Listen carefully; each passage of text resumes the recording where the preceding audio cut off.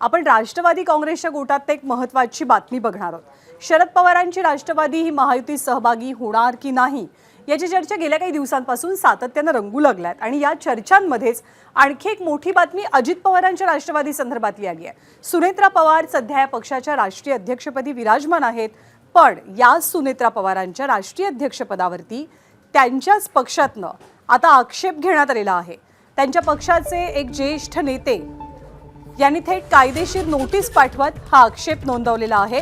सच्चिदानंद सिंह यांनी वकिलांमार्फत नोटीस पाठवत सुनेत्रा पवारांच्या अध्यक्षपदावरती बोट ठेवलेलं आहे। 9 जुलैला सच्चिदानंद सिंह यांनी नोटीस बजावलेली असून राष्ट्रीय अध्यक्षपदाची निवडणूक पुन्हा घ्यावी अशी मागणी केली आहे। अजित पवारांच्या निधनानंतर राष्ट्रवादीचे राष्ट्रीय अध्यक्ष म्हणून प्रफुल्ल पटेलांचं नाव चर्चेत आल्यावर राष्ट्रवादीच्या कार्यकर्त्यांनी याला कडाडून विरोध केला। त्यानंतर सुनेत्रा पवार यांच्याकडेच पक्षाच्या राष्ट्रीय अध्यक्षपदाची जबाबदारी दिली गेली। 26 फेब्रुवारी 2024ला राष्ट्रवादीच्या सर्वसाधारण सभेमध्ये प्रफुल्ल पटेल यांच्याकडनं याची घोषणा झाली। मात्र आता या निवडीला आक्षेप घेत सुनेत्रा पवार यांनाच नोटीस बजावली जाते आहे, त्यामुळे पक्षात सारं काही आलबेल आहे का असाही सवाल उपस्थित झालाय। वर्किंग कमेटी की बैठक क्यों नहीं हुई और जो जनरल काउंसिल की मीटिंग हुई बम्बे में उसका सूचना इलेक्शन कमीशन ऑफ इंडिया को प्रदेश अध्यक्ष प्रफुल्ल पटेल के द्वारा क्यों नहीं दिया गया और धारा 29 के तहत रजिस्ट्रार को पूरी चुनावी प्रक्रिया की सूचना क्यों नहीं दी गई। मैं जो पत्र लिखा था उसका जवाब मुझे क्यों नहीं अभी तक दिया गया। लगभग 3 माह बीत गया।